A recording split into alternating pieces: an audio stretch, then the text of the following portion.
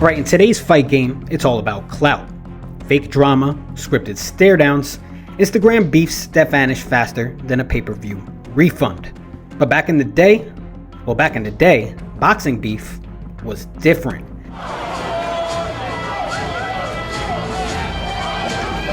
Okay.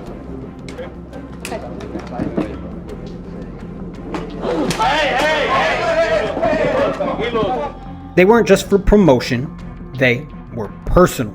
Real hate, real tension, real consequences. When two fighters stepped into that ring, it wasn't just about records or belts, it was about pride, revenge, and respect. Another right hand by Morales, and another left hook for Barrera, and the right hand, and the left hook, and they trade right up to the bell again. Over the years, we've seen grudges explode under the lights, turning matches into all-out wars.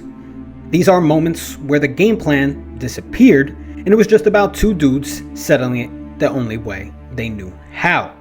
This is when rivalries went beyond boxing. This is when beef in boxing was real.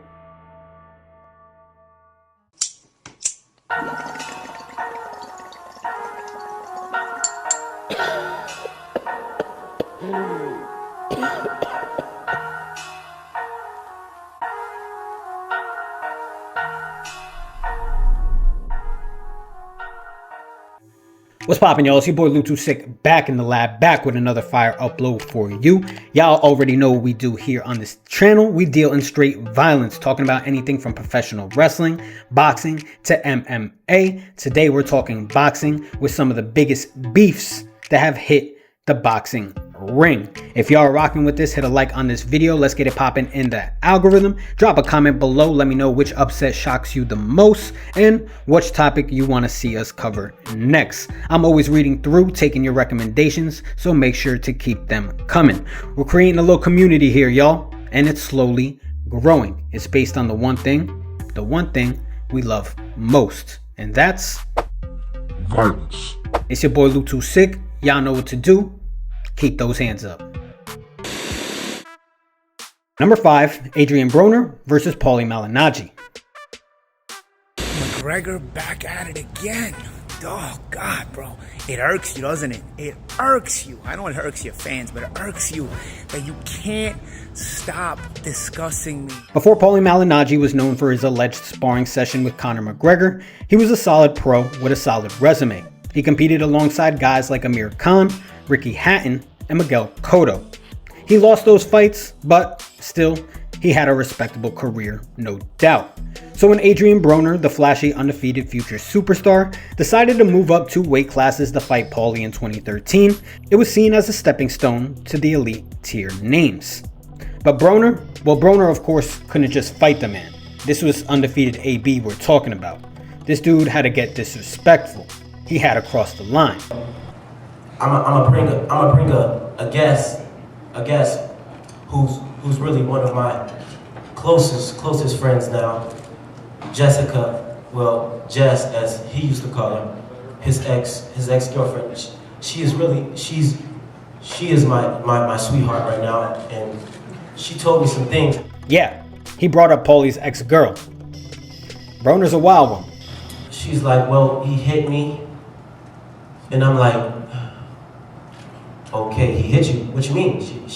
She's like, well, I was talking about, why don't you ever knock nobody out? And then he was just like, I don't know how true this is. I'm just repeating what I was told. Needless to say, Paulie wasn't just heated, my man was embarrassed. He then started accusing Broner of turning the fight into a circus. He was yelling at him for taking cheap shots outside the ring. It suddenly got real personal. Here's the difference with me and Adrien, alright? We both got money, but I'm good looking, alright? There's girls that are closer to you, and then there's something us guys call weekend pussy. Right? Jessica was weekend pussy. That means Jessica can fuck anybody she wants, and when I got time on the weekends, I'll do what I want to do. Yeah, it was a different age. I mean, boxing media was just as messy because someone found Jessica and they decided to interview her. You know, I go on Twitter and I see people calling me a groupie and a hoe or whatever they want to say, but, you know, as long as you know who you are at the end of the day, you can't worry about that stuff. You can't take it too seriously. You know, there's always going to be haters when stuff like this happens, but, you know, they don't know the real story. They don't know me. So, you know, I can only laugh about it. Obviously, Adrien's going to win this fight, but, you know, I don't, as far as rounds, I don't know, you know. Inside the ring, it was a close, heated affair. Verbal jabs turned into actual jabs as both fighters went at it for 12 rounds. Paulie tried to overwhelm Broner with volume, while AB was more calculated and landed the stronger punches. As the rounds wore on though, the boxing match evolved into a fight. Both guys traded shots and seemingly fought like they were in a phone booth. After 12, it would all go to the judges. Not even the commentators were sure where the fight would go.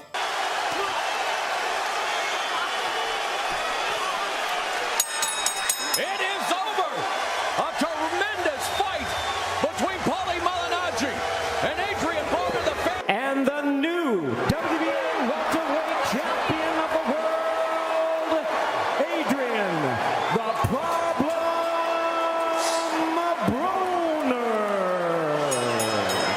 Broner would get the nod by split decision, and his undefeated career would continue. Now, if you think that's where the beef would end, you're wrong, because, again, this is Adrien Broner we're talking about. Final thought. Any regrets about anything that went on in the pre-fights and all the news conferences? Negative. I'm good. I beat Paulie. I left with his belt and his girl. Adrien, congratulations on winning the title. Paulie, come on in. Pussy, dog. Don't stop. Hey, I'm just saying, you lost. I know I lost. But hold on, wait. Don't brag about taking my side piece. Don't brag about taking my side piece, though. A fitting end to a beef that was messy, personal, and unforgettable. Both fighters would go their own ways after this, both having respectable careers against top talent. Neither, though, would ever agree to a rematch. Even though, today, there seems to be some tough blood. AB cheated a current NBA All-Star out of $1.5 million. Who? How does AB always look like he's got no money? I don't understand. It's crazy, y'all, because battles and damn near whole wars throughout history are fought for one of a few things, and that's money and women. We just saw AB and Malignaggi go to war all over a girl, and the same thing could be said for our next fight. Number 4, Shane Mosley versus Ricardo Mayorga. Ricardo El Matador Mayorga. Alright, Ricardo Mayorga was built different. The guy is a former gang leader in Nicaragua turned prize fighter. He smoked cigarettes at weigh-ins, insulted families at press conferences, and got into opponents' heads with pure chaos.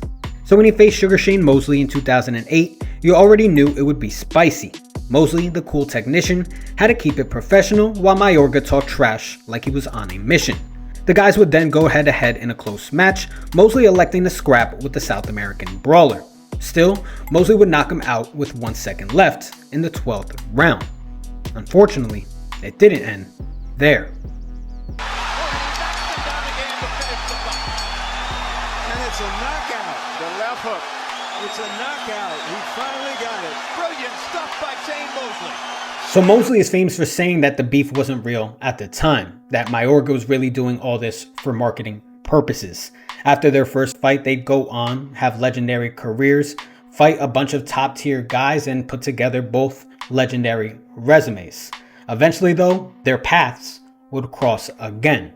And this is when the ish hit the fan. Oh, come on, man. Smoke in his face, man. Come on, that's bad. Come on, man. It's an athlete. Come on, man. What's wrong with you, man? In 2015, the rematch hype turned nuclear. It first started with Mayorga blowing a cigarette in Mosley's face and Mosley slapping it, clearly crossing the line. It then turned up a notch when Mayorga slapped Mosley's girlfriend on the butt during a press event that would immediately start a brawl. Oh,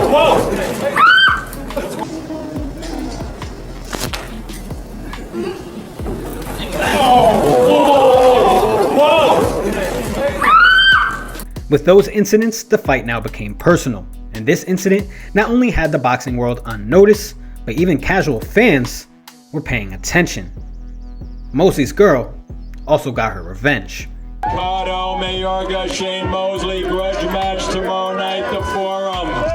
Be there, be there. When the fight would take place, it was clear both guys were in their 40s and past their prime, but they also hated each other, and they proceeded to fight just like it. Another 1-2. Look at Mayorga. Fight's on. Let me tell you, Mayorga, this gets Mayorga into it. He just let him hit him a left hand. Look at him. Right hand. And look at Mayorga. Unfortunately, it wouldn't last long, as Mosley would handle business yet again, putting a stop to Mayorga, but this time in the 6th round. A body shot and a whole lot of payback. You got two 40-somethings in here who both appear weary and maybe... Oh. And down goes Mayorga. He's claiming a low blow. He's claiming a low blow. Referee is counting. Says no. He's not going to get up. And that's it. Now both fighters would go on in a fight a few more times after this before hanging up the gloves for good. This fight was their last high-profile main event match in the spotlight. Nevertheless, it supplied drama, action, and entertainment to be remembered.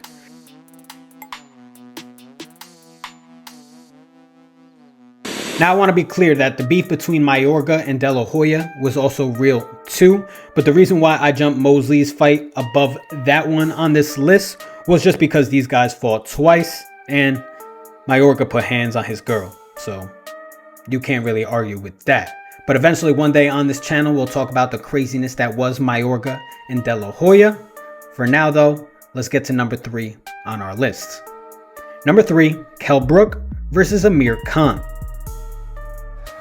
And Kell will tell you about the sparring sessions, you know, and we had a great sparring. And what happened? You know what happened? Come on, Kell. What happened? Kell, I used to box Kell all around the ring, and I'm not gonna lie to you, that's the honest truth. I was in England camps, and you got schooled. I never got schooled. Listen, I was training for the Olympic Games at that time, and Kell was at the juniors, and I used to school Kell in the ring. I've never been schooled ever. Oh, come on, Kell.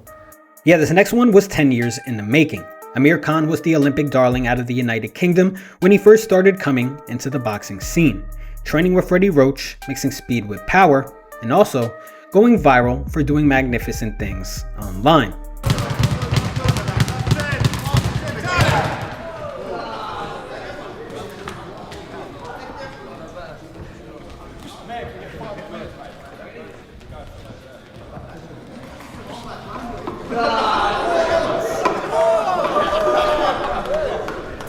Yeah, that's how I first heard of Amir Khan. That video you just saw was crazy. And it was real. Kell Brook, on the other hand, was the blue-collar bruiser, the everyman's fighter who felt like he never got the respect he earned. Still, he succeeded, and for a decade the boxing world discussed who would win, Kell Brook or Amir Khan. They'd even take shots at each other in interviews, on social media, and in press conferences. Khan accused Brook of fighting nobodies while Brook questioned Khan's chin. Eventually, they started attacking each other's personal lives. Shared a room together, you know, we've shared a room. There an article in the boxing news when we're 18-year-old, you know, like obviously we were going to be built and... That doesn't sound right. And don't laugh. Listen, I ain't sharing a room with you. Trust me, I ain't sharing no room with you. I ain't sharing a room with you. Don't be saying that. That doesn't sound right, Kell. Especially with the stuff I've heard. What have you heard? I'm not going to go into that. Listen, we'll be fighting on Saturday as well. Don't be saying... you know what you should have said instead? You should have said, share a ring with him or something. But sharing the room with him, like, you sure what's on gay sites wanking yourself off? Oh, yeah, guys. Kell. Yeah, it got that personal. And what happens if someone's throwing shade on your name like that? The only thing you do is fight. When they finally fought in 2022, both were past their prime, but the hate was fresh. Khan came out in round 1 looking crisp and fast, but quickly, Brook took over control. From the very start, he dominated, battering Amir Khan around the ring. In an uneventful end to their rivalry, we'd see Brook beat on Khan all the way for a TKO in round 6. That win, for Brook, well, it meant more than any belt. It was personal validation. Years of beef settled in 18 minutes. For Khan, it was a sign that Father Time had arrived. Both he and Kell would retire after this fight, marking a significant end to an era in English boxing. As for their beef, though they are not friends, it does seem squashed, as both have said they share a mutual respect for each other.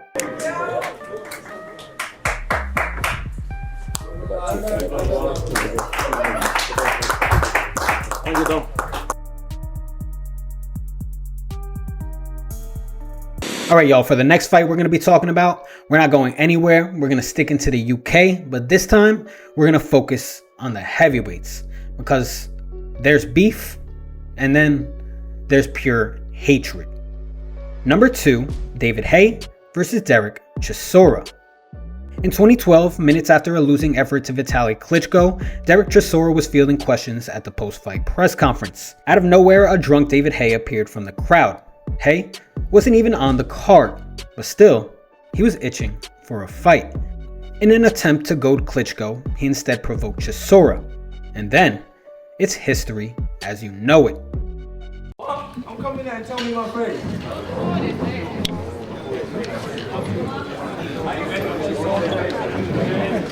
You want to fight me?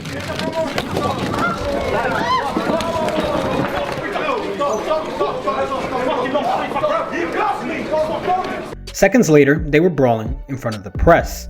Cameras rolling, glass bottles flying. It was absolute chaos. Chisora threatened to shoot Haye and burn him alive. You see, this wasn't promo, this was jail-worthy. Police eventually had to get involved, taking each man into custody and questioning both of them. When something like this happens, they say it's a black eye for the sport of boxing, whatever that means. Because honestly, I don't understand it, because promoters are usually just seeing green. Immediately, the world knew what fight to make. Because the incident forced officials to revoke Chisora's boxing license, both fighters received licenses out of Luxembourg, a small random country in Europe. Basically, this fight was going to be illegal in spirit, legendary in spectacle. Press events and weigh-ins had these guys separated by cages and police. It honestly felt like it could kick off again at any moment. In the ring, I'm not going to behave myself because there's two animals in the cage and we're going to rock it out. People want to see this. They want to see a cage, they want to see two guys who want to beat the hell out of each other. And that's what I'm planning to do. As for the fight, well, in my opinion, it's a British boxing classic. Chisora stalked David Haye around the ring looking for the shot to end the night. Haye remained cautious, picking his shots and landing with a thud. Chisora would chase to no luck, and he'd get hit in the process.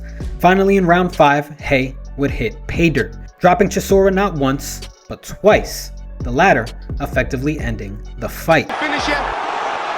Chisora holding on. He's got one of the best chins in the business, but he couldn't stand up. And he's gone again. I don't think he's going to get up this time. The counts of 6 and 7 and 8. He has. He's waiting. He stopped the fight. It's all over. From an unsanctioned brawl to a blockbuster sellout, this beef was real. It was also over on this day. That's because, surprisingly, after all this, Haye and Chisora managed to put their differences aside.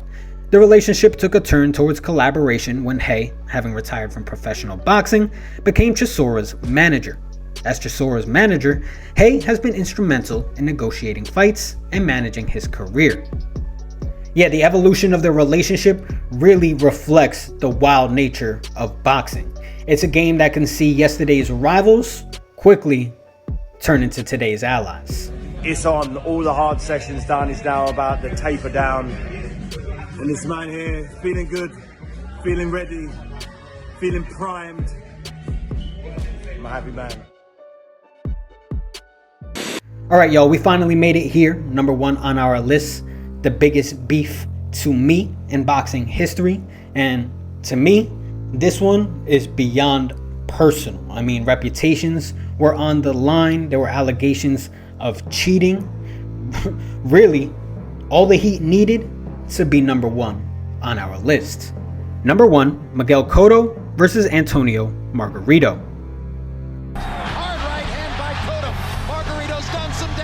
In 2008, Miguel Cotto was undefeated, a Puerto Rican hero and in the running to face pound-for-pound king Floyd Mayweather. Then came Antonio Margarito, a relentless pressure fighter from Mexico, long, lanky, and packing a powerful punch. Both guys were undefeated when they faced off inside New York's Madison Square Garden. Cotto dominated early, but in the end, Margarito would be the one who wore him down and stop him in the 11th. It was a bloody and brutal affair, and Cotto wore the damage all over his face. Now this match would make Margarito a star, and immediately he jumped over Cotto and start seeking bigger matches. So less than a year later, Margarito was back facing Sugar Shane Mosley. But something wasn't right. The commissioner of boxing, Dean Lohaus, reported to us that an illegal pad was found in Margarito's gloves, something that would harden when wet. Right before the match, Mosley's trainer would find something that would forever change Margarito's career. Margarito was caught with plaster-loaded hand wraps, and immediately shockwaves were sent through the boxing world. To make matters worse, Margarito was still going to that fight with Mosley, and he'd be dominated, showing no power in his punches, and he'd be knocked out in the 9th round. From there on out, the rumors swirled, and suddenly everyone, including Cotto, was asking, did he cheat in their fight too? Now we all remember how those thudding blows in Las Vegas beat down Miguel Cotto last July.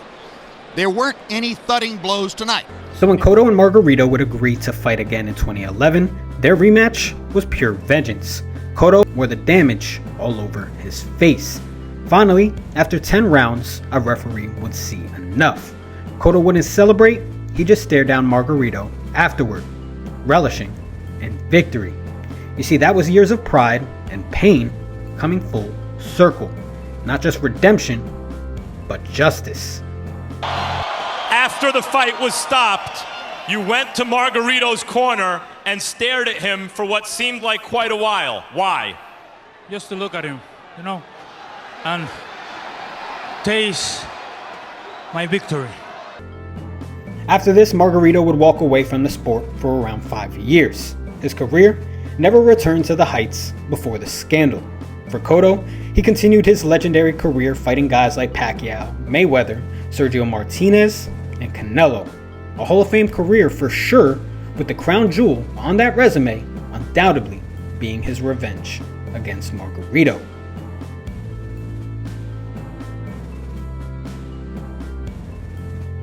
Alright y'all, that is our list video for today.